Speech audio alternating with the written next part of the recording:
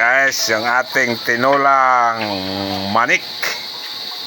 Iyan, oh, di ba? Sabaw pa lang guys, apaw-apaw na. Diba? Sarap niyan. Okay, tinulang manik. Oh, yan yung ating tinula guys, oh. Oh, malapit na maluto. Aray ko, ang init ng apoy.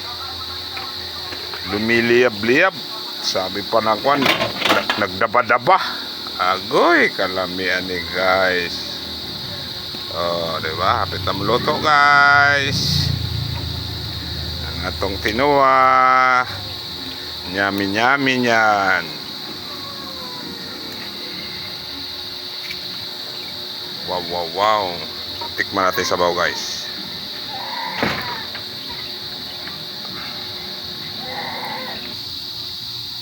Guys, lalagay natin yung dahon ng sili. Dito kami nagluto guys kasi naubusan kami ng gas para kayong pambili. Kahit kahoy muna, napakarami namang kahoy. O, diba? Yan ang masarap yan guys.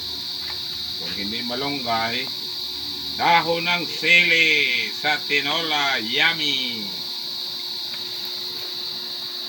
O, diba? Oh, oh, wow! Diba guys? Iyan ah. Sarap yan, sarap. Sabaw pa lang, ulam na.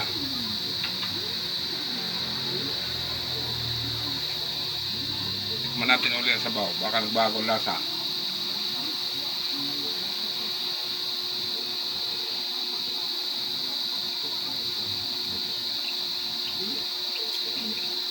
Ayos!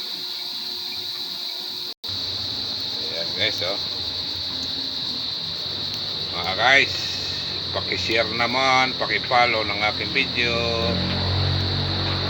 Malaking tulong na yan sa akin na maliit na vlogger. Alam mo guys, kasi kung minsan yung aking mga post halos walang nanonood eh. Mahirap talaga pag hindi sikat, hindi kilala.